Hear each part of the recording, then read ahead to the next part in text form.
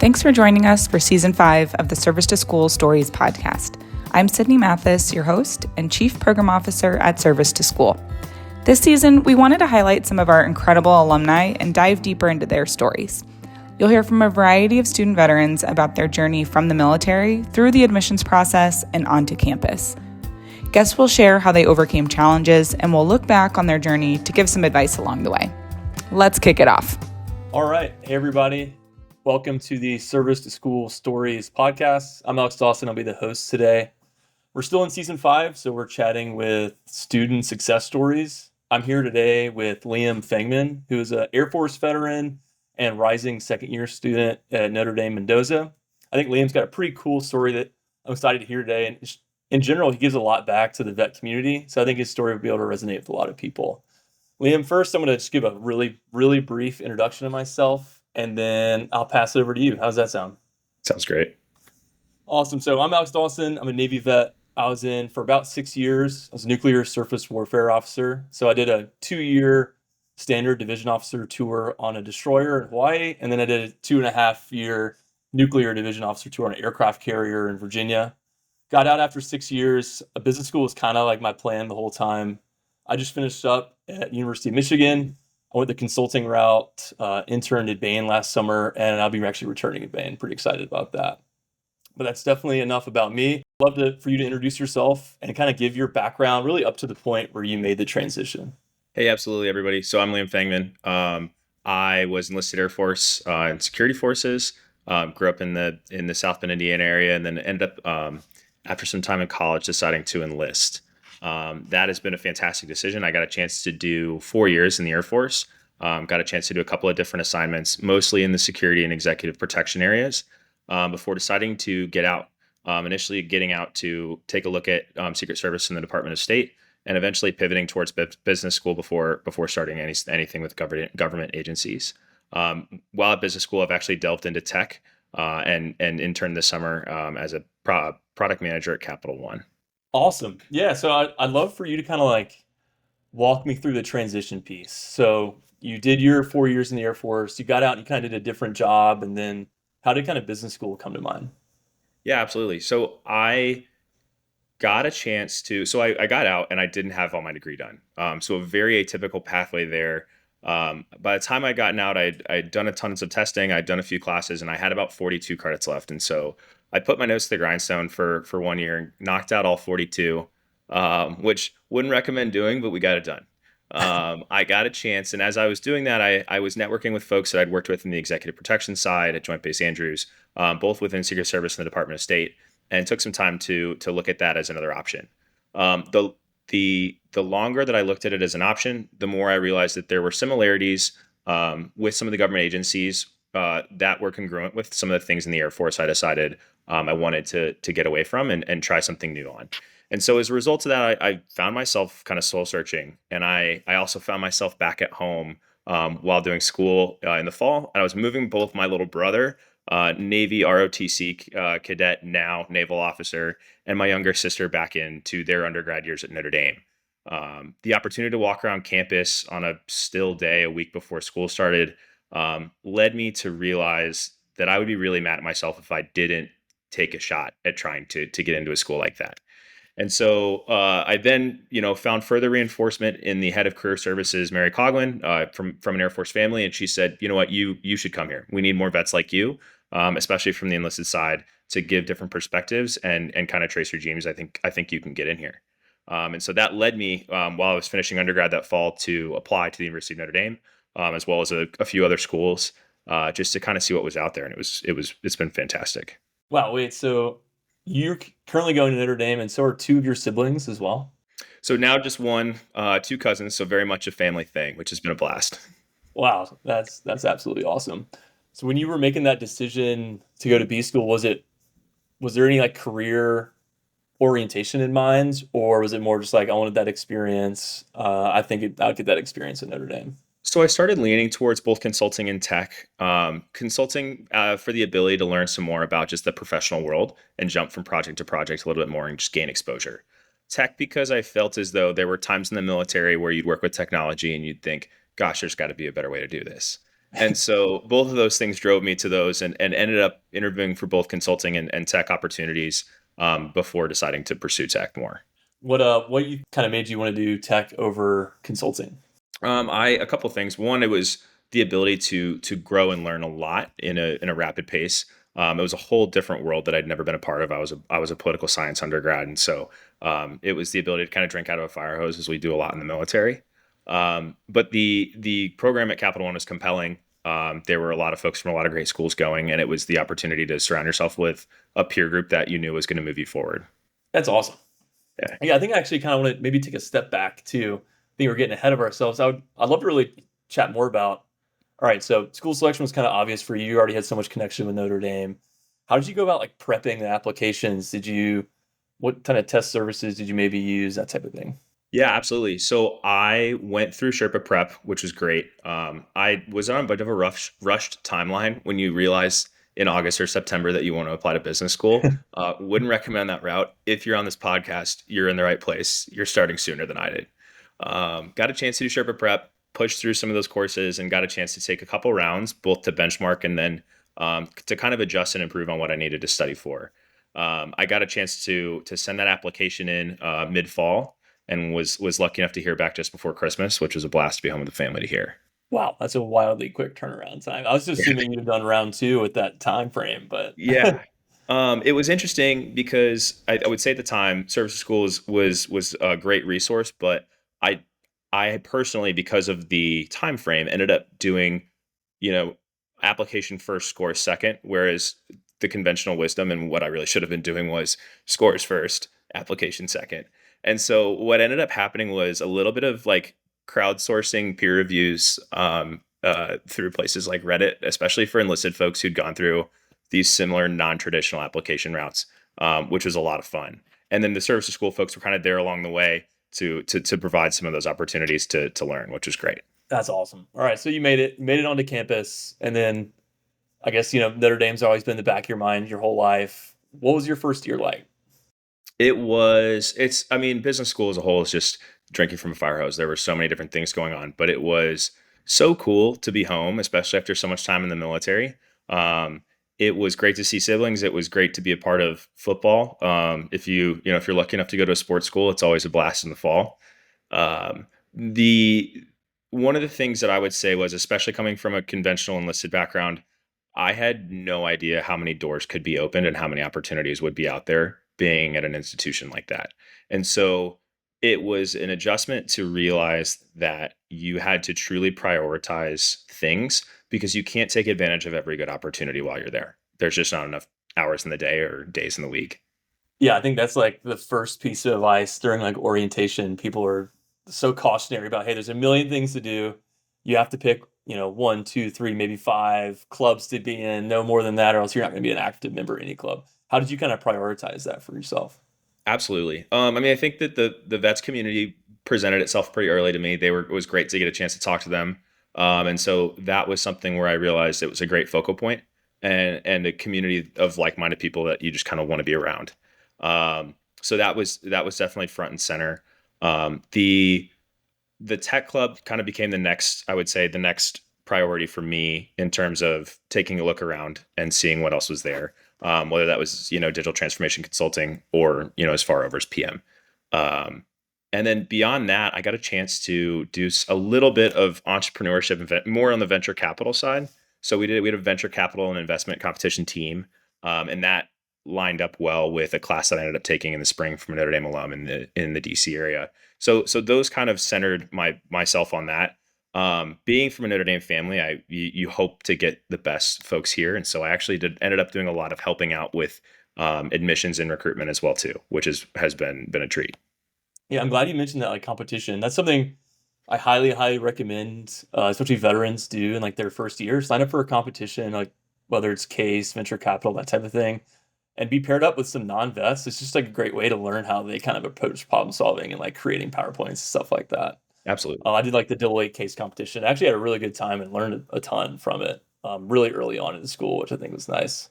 Oh, great. Tell me like about how you balanced recruiting with everything else in life, because you said like, you're looking at consulting, which is obviously very intensive, and tech is too. How'd you balance that? Yeah, that's a great question. Prioritization helps. The acceptance that you can't do everything to 100%. That was kind of something we talked about a little bit with the vets even this year so far has been, you've got helping out in terms of program stuff. You've got academics, you've got recruiting, you hopefully have a social life and, your own health and wellness and everything else. And so you can kind of pick about 3.5 of those things to do well, maybe. Depends on the person. And so a lot of that comes down to prioritization and just get sleep, do things like that. It's a lot to navigate, I would say. The opportunity to talk to second years and saying, hey, how did you guys navigate this is great. I think the other thing too was I was fairly intentional in my recruiting, in terms of saying, okay, especially with Notre Dame's alumni network, it's a bit like the service academies. It's pretty hardcore. And so it's great to be able to shoot out a cold email to an alum at a company, and have folks so willing to be open to chatting and hearing things. And so that kind of helps the tread hit the road when it comes to spinning the wheels in terms of getting things going in the right direction. And that made a huge difference. Yeah, definitely. I think like one of the best perks about being a vet, especially when going into school, is just the inherent vet community at the school and then at all the companies that are also willing to help, in addition to like the alumni network at whatever school. Because I know, like, being a first year student myself, trying to do consulting, like it was the second year students, veteran students, helping us, navigate the chaos of first semester and teaching us how to like talk to people and write resumes and do casing interviews. It was all really like kind of vets helping us out with that. The school Yeah. obviously provides like a million resources, but I always found that like vets were the most helpful because they don't really BS you at all. If you do like a mock interview with a vet, they'll like give you real feedback. They'll tell you where you suck, where you need to improve, and what you did well on. But if you do like a mock interview with, a random person that doesn't know you, they'll probably just kind of sugarcoat your feedback, and so you don't necessarily like learn as well. So I feel like I learned by far the most from the veteran second year students teaching me how to like case interview, and as well the veteran people at the firms themselves. I don't know. I'm sure you had that experience as well. Absolutely. Yeah, had that similar experience, and found that inevitably people, you have varying degrees of the ability to translate your career onto paper, especially for corporate America. And so you hope that there's some great institutional knowledges in places like those vets clubs in terms of being able to sit down and say, hey, like actually this experience really matters and we can translate this well. And this can kind of segue into great professional careers.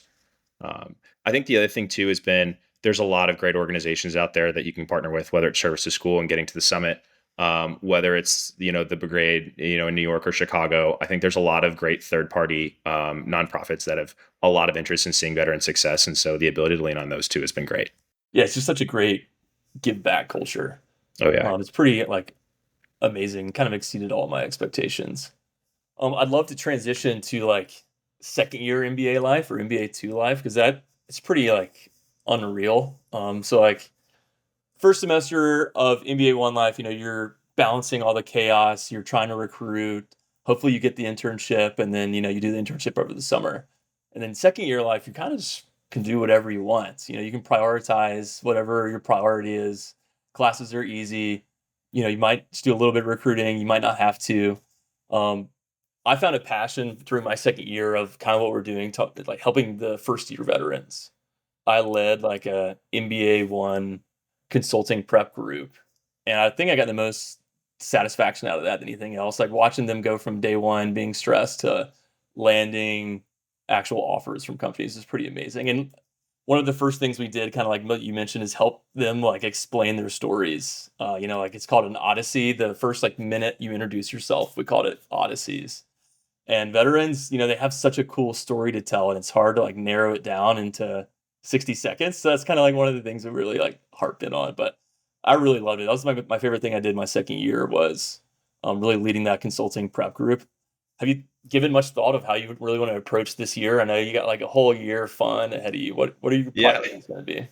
So that's a great question. I think there's a whole different set of demands your second year than your first in terms of all of that. I think the first year is very much self-discovery oriented and taking care of yourself and everything else. The second year hopefully is, and it's a theme that's often I think repeated in this community is like give back, right? Especially if you've had a great first year, if you had a great summer, if you've got fewer concerns around recruiting. It's your opportunity to go give back to the class behind you. And so that's, I would say, I similar drive would be, hey, let's prep folks as much as we can. Let's hand off as much institutional knowledge as we can. And that's been great. And then actually what's been great about such a small class size at Notre Dame is the ability to make some great impacts across the school of business, but even further. And so I think as they're starting to try and dive deeper into partnerships with the Department of Defense and exploring what research there can do for businesses beyond that, it kind of lends an opportunity where they've kind of said we'd like some information, some thoughts from people on the ground. And so it's been really cool to sit in on some of those conversations as well. Yeah, and that's like a plug I want to make too. If you are a veteran that's applying to business school or thinking about applying to business school, hit up the veterans clubs at all the schools you're thinking about, because there's probably a bunch of second year veterans sitting there that don't have that much going on their plate that would love to help you out. So like, please reach out to them. I just remember like applying to business school, I was really like awkward about reaching out to some of the business schools because I'm like, I don't want to like bug these guys. They're probably busy, but no, it turns out they're actually not busy. Second year MBA students have a ton of time to help you out, especially veterans. So Yeah. please reach out. Yeah, and I think inevitably you just have a community group, a community that people want to help people. And you have someone designated within a club that does engagement, like that's kind of part of their job. And so inevitably, like someone can steer you towards someone who can help. 100%. Yeah. But I guess like zooming in on business school and like classes, do you like the classes you're taking? What's that been like? Did it meet your expectation? I do. We've had some great classes. I'm excited for some more this year. You do your core classes, and so I think there's a little bit more of a limit in terms of what choices you have in your first year. One of the highlights from my first year was a class that we took in venture capital. I kind of mentioned earlier.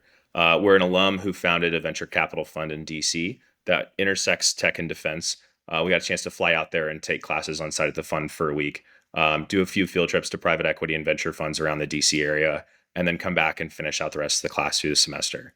And the ability to go in and be hands-on and do some of that stuff and see how it all is done, from a first-person perspective, was fantastic. And it's one of those things where that's a career route that we often don't get a chance to hear about in the military. So the exposure there was great. We're going to continue on with that. I'm going to do a couple of deeper finance classes around venture, some really compelling tech classes as well this year. So that'll be great. I'm really looking forward to it. Yeah, I think the experiential learning aspect of it is so important, especially for us that don't have like any corporate experience going into business school. Like, do every experiential opportunity you can do, because that's really going to learn a lot of the business soft skills that you need to maybe be successful recruiting, be successful in your internship, and then be successful once you graduate and you actually go into the real world. Yeah, I feel like for me, all those opportunities I took to actually go do something hands-on were learned by far the most, as opposed to just kind of sitting in a classroom reading a case. Absolutely. Yeah, it's great to get out of Indiana and Michigan and get out there and just go see the rest of the world. There's a lot going on there. All right, so outside of the classroom, outside of your experiential learning opportunities at VC, and outside of helping out veterans, what are you doing outside the classroom? So outside of the classroom, there's a lot of different things that I'm doing. Trying to stay fit. We actually just ran the 110 flights of stadium steps last night for the 9/11 Memorial Run, which was fantastic. I love to travel. Got a chance to get out after the internship and go see my little brother with the Navy in San Diego, which was a treat. And then, I think even just beyond school, a lot of like nonprofit hoping to give back. So kind of working a lot with enlisted vets to kind of prep them for business school, which has been great and has helped me more than I feel as though I've ever been able to help them in terms of growing and learning, which has been great. Yeah, that's funny you mentioned staying in shape. That's something I like told myself I was going to do all of business school, but it turns out just like have dropped. I like to refer to first year of business school as freshman year, kind of getting like a freshman 15 almost that I'm still looking to shut off, but maybe I'll get there. But yeah, so you kind of mentioned giving back to veterans, all the work you're doing with enlisted veterans. I know you're big in Enlisted ExFil. You're one of the co-founders. Go ahead and like chat with us a little bit more about what Enlisted ExFil is. Absolutely. So, it was kind of born out of similar struggles in terms of this applying to business school and how hectic it can be. And what does it take to take a non-traditional application and make it work in an MBA setting? I think the initial frustration was I had sat down with an admissions committee person at another school, and they had said, we're not entirely sure that we count experience that you get before your degree. And so you start to realize like they're not even sure if they can count military experience, which, is one of those things in which you say, okay, inevitably, if I'm having this problem, other people are having this problem, and other people behind us are going to have this problem unless you can kind of build some awareness around this. And so honestly, funny enough, through Reddit, met my two co-founders, Devin and James, and they've been just fantastic. Devin is at Stanford, James is at UChicago Booth. And we ended up kind of starting a peer mentoring group that's since grown to a huge proportion. It's gone in 2 years. It's grown to almost 300 people, and have been able to help folks get into 27 of the top 30 schools, which has been a blast. What we've kind of found as this has grown, though, is that it kind of creates a life cycle, which is, okay, you start to have folks graduate from MBAs and end up in the workforce. People are an opportunity to build a peer group. Because inevitably, when I was in security forces, there really weren't a lot of people to the left and right of me that were focused on, attending a top tier grad school. It just wasn't, I think, in the set of expectations people have for us. And so not an expectation you have for each other, especially if you don't see anyone else doing it. But inevitably, those people are out there. They just might not be next to you. And so the opportunity to connect with those people across the Department of Defense has been really, really cool. There's some really, really awesome people out there. That's awesome, man. Yeah, you're so spot on too. It's like just creating that initial pipeline. Like once you create it, then it's good and it'll be self-sustaining. Once you get the enlisted veterans into those top companies, then they'll be giving back and getting more and that type of thing. And I think that's what like Service to School and their like VetLink partnership with undergrad schools has done. Like they just created the pipeline for these enlisted veterans to get into top universities, and now it's almost self-sustaining at this point because it's just a give back culture with the veterans. Absolutely. And it's been a treat to get to the Service to School Summit both years now, and see folks come together, see such an impressive lineup of people who want to give back. It's been fantastic. And people who've just gone out into the professional world and killed it. Yeah, it really is. Well, awesome. So Liam, I think we're about at time. Thank you so much for chatting with us today. Really love your story, man. Really love all that you do to give back to the vet community. And I hope you have an absolute blast of a second year at business school. Maybe Notre Dame won't lose any more football games, I guess. We'll see. Yeah. Thanks, guys. That's all we have for this episode. Join us next week, same time, same place, where we share more Service to School stories. Service to School Stories is hosted by Sydney Mathis, Chief Program Officer, and Alec Emmert, Service to School CEO. Our podcast is produced and edited by our Director of Communication, Amanda Tobias. Service to School is a 501c3 nonprofit providing free college admission support to transitioning service members and veterans. Join us next week and follow us for more on your favorite social media platforms.